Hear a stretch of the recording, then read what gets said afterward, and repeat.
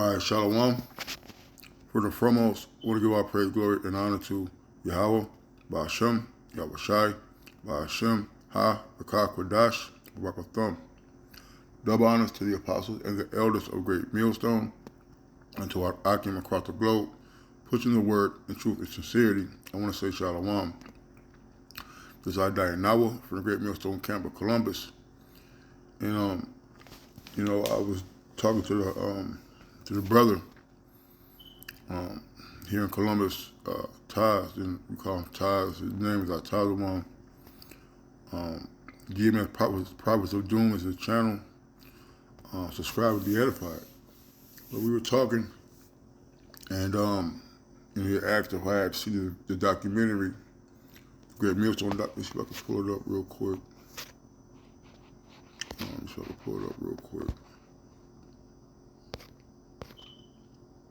This here.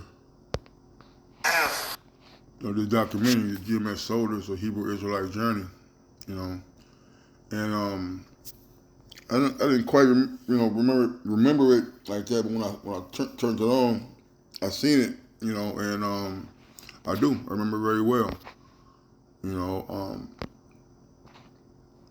kind of have to be nuts not to jump into real estate. And it stuck out, because longevity and enduring is always key. When you go to the job, your manager, your bosses, the owners, they're usually the ones with the most experience. You have a couple of grounds floor people who were there when the store opened or when the business opened, and they, were mopping floors, they were stocking shelves. They were being the gopher on the construction site, bringing in the nails and getting water and stuff. But eventually, you get to get better at your craft. The longer you be there. To the point to where now you're a GM, or you're a journeyman, or you're a coach. And there's something to be said about that. There's something to be said about not quitting but enduring.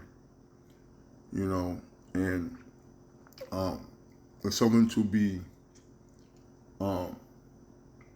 taken very seriously when you have men that's been around from their youth up and still here fighting and enduring, not giving up. I always say, quitters never win and winners never quit. I don't know where I heard it from, but I always use it. Because it's true. You can't win if you quit. And we are here to finish the race, to finish the course. No matter how tired, no matter how hurt, no matter how the odds may seem insurmountable, all right, the Lord has given us the victory, and we got to attain it. You see? So I'm gonna play a little bit of the video. It's, I don't care if I get a copyright on this one, but definitely gonna play 2 minutes and 38 seconds of it. So Bob will start, bear with me. But it's not what you think. If you've been frustrated because it just seems like you can't get a break, then welcome to the club. All of us have been there. All of us must go through that. But understand, in those broken moments, in those broken pieces, in those fragments of your life, there is a puzzle being put together by the hand of God through your hard work and through your experiences. You only see part of it because the water looks murky. But if you can just let the mud settle of life, you can look through and finally see there's a bigger picture.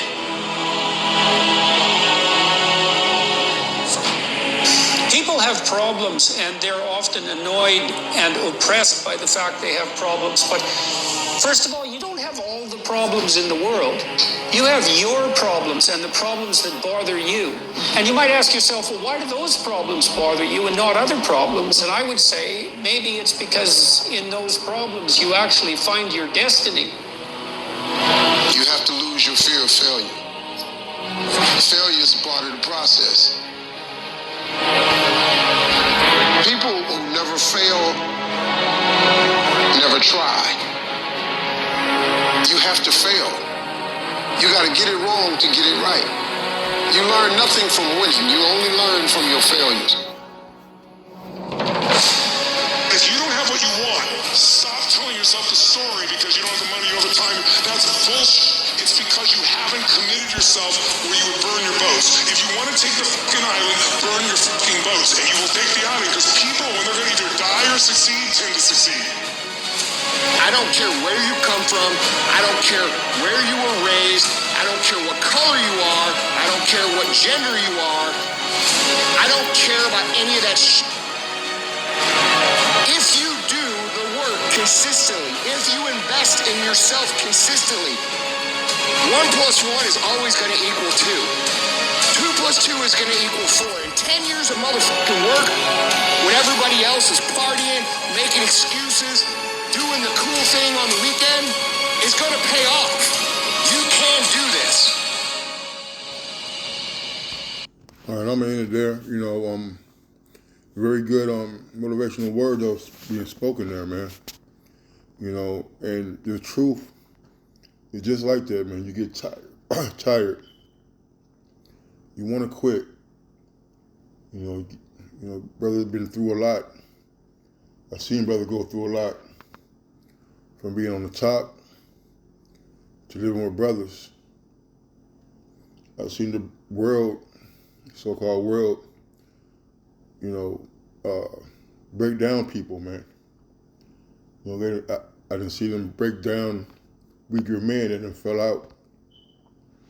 I didn't see them break down men who are still here, losing their families, their wives, their daughters, their sons, their high-paying jobs, their homes. They're getting grown up and lost some hair. They lost, their ailments are getting a little bit more frequent and a little more harder to get through. But you got to endure. You got to keep fighting, man. Don't let you yourself take you out the game, man. I'm going to show another clip, of athletes competing and winning when they're dead tired. When you got a cramp in your calf in the last 100 yards of the race and you're in first. You're in the last round, in the last minutes of a title fight. And you've never gone the distance before. You see, our job is to win. Our job is to endure these times that Yahweh Shai you're gonna have for us, man. So I got a couple of precepts, and Lord willing, this lesson is edifying. Romans 8 and 18. I just copy down the one, or copy and paste the one. I'm not gonna go on a blue letter per se, but I'm just gonna pick out the points. Romans 8 and 18. For I reckon of the sufferings of this present time are not worthy to be compared with the glory which shall be revealed in us. And these sufferings that we're going through is preparing us to be better soldiers for the Lord. All right? This proving ground, this testing ground, this boot camp, which we call earth, which we call life, is preparing the elect to receive that treasure that laid up for them in the heavens. That treasure is a crown of glory and rulership in the kingdom. You see, like it says in the Apocrypha, or the straight gate. If you don't go through the straight gate, how are you going to see the wide? You see? So you got to suffer. We're all going to suffer. All right? The scripture says, suffer not as an evil man. Or a thief or a murderer. Because it also say the Apocrypha, where I'm just quoting that the wicked shall suffer straight things with no hope of seeing the wide. The righteous shall suffer straight things with the hope. See, we're suffering with the hope. We're suffering with the confidence of faith If we do these things, we're going to get a reward for it. Not one that you're going to see outside here, and we're going to have the big kingly garment. But no, our stores and our riches are laid up in heaven, man. You see, so we got to go through it to get to it. 1 Peter 4:12, it says, Beloved, think it not strange concerning the fiery trial which is tried you, as though some strange thing happened unto you. This is your trial. This is your walk. What the Lord has you to face in your life is for you. If you got a lisp, if you have a thorn in your side or ailment, it's for you. Your car acting up, it's for you. Your wife is acting out, your children are acting out, it's for you. You know, you see me can't catch a break. You just bought a car, now it's T-bone. You know, that's for you. So why are you crying and why are you arguing, or why are you crying and why are you upset at what the Lord put in front of you? Yeah, it sucks when you got your coach telling you one more rep, one more lap, do this over. Like Elder Polias said in the camp, when he's preparing for a fight, the coach make it seem like training's over with. Then he tells him to go do 50 leg kicks with your left hand, 50 leg kicks with your right foot, and 50 leg kicks with your left foot. And he said he'd be dead tired, but you have to endure. You got to get to it. You see, the thing that we're going through is fit for you. You know, some brothers may have similar situations, all right, but it's different. Similar does not mean the same. Yeah, we're all going through something. Some going more than others. The man said, you know, you have problems, but you ain't got all the problems in the world. Your problems are strictly for you. Strictly for you to get over. When you get a test in school, that's your test.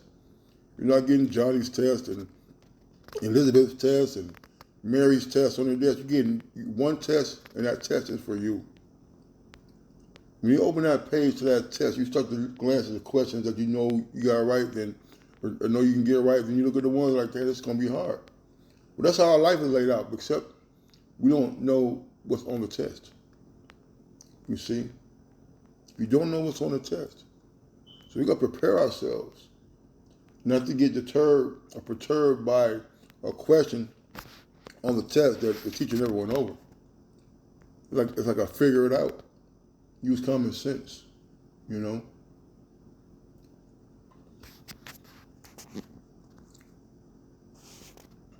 First Peter 5:19, it says, "Whom resist steadfast in the faith, so much Satan," right? Knowing that the same afflictions are accomplished in your brethren that are in the world, man. All right? Ain't nobody's in the truth and not going through it. You know, brothers had to leave out of their homes and, you know, and go move with brothers. Brothers been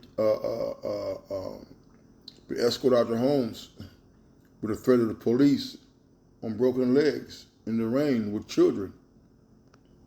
You see? But just know that we're all going through it. I forgot the big brother name that was doing that documentary, but he was showing pictures of the apostles with no gray hair. Elias had hair. You see? And it just shows that when you keep on moving, keep on going, the Lord will exalt you in due time, and those men are exalted. You know, but you don't think they didn't get tired? You didn't think they didn't want to go out and teach every week, do a lesson every day? You see? You don't think brothers are not waking up with ailments they didn't have the last 4-5 years, bad backs, bad knees, headaches, toothaches. You know, some got not terminal illnesses, but illnesses from birth, man. Just know that you can't get tired. You gotta play when you're hurt. And the truth, you got to play even when you're injured, man. You see? When you look to the right, you look to the left, and you see men out here quietly suffering through their afflictions, but enduring, man. You don't know what Jay got going on until you really sit down and talk to Jay. You're like, damn, you never would have known. It's been going on for years. But Jake is at class. Jake is on the line. You're doing his lessons. You're being charitable, you're being a brother. No signs of any afflictions or ailments or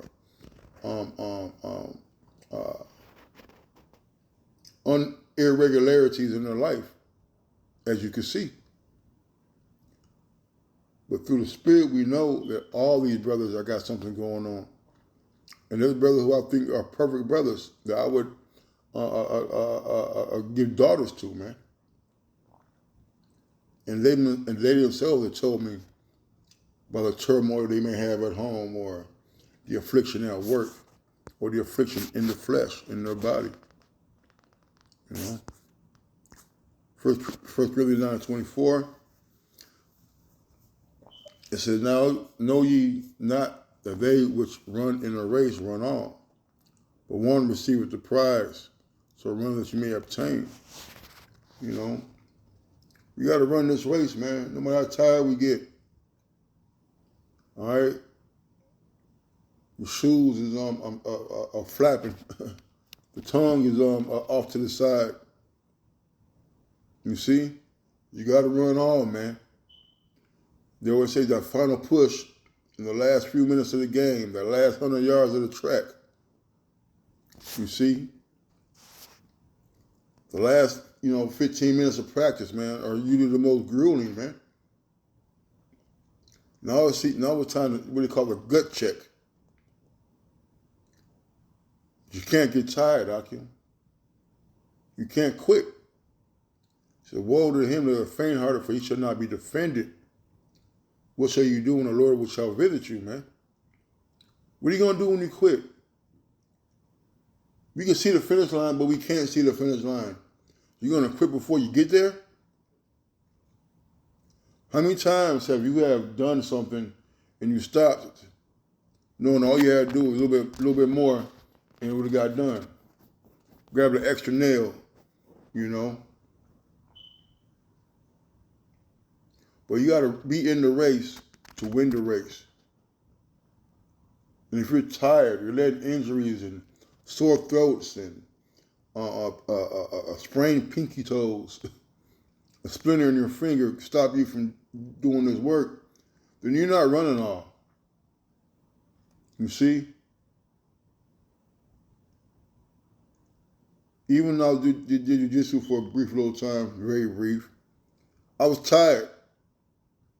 Flipped on my back. I'm a little older than most of the brothers. Flipped on my back and turned around and twisted, man. Guess what? You keep going, man. You look at the brothers, they keep going. They're sweating.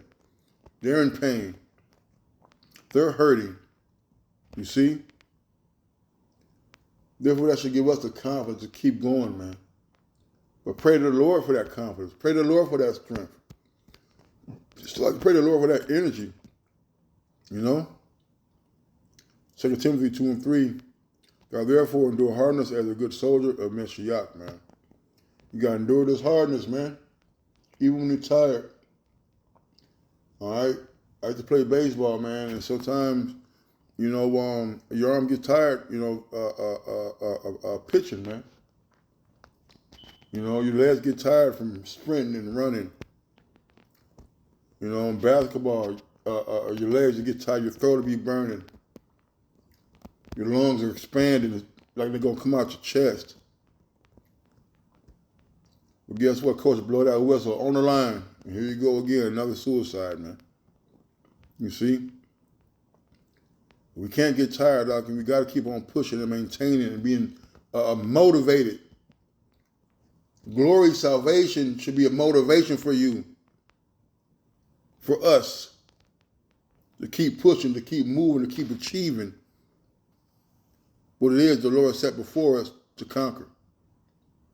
So with that, I want to say, Kah Halal, Yahweh, Ba'ashem, Yahweh Shai, by Hashem, Ha, Rakah Kodash, Barak Thumb, double honor to the apostles and the elders of the great millstone. Till next time, Shalom and a Bible ball.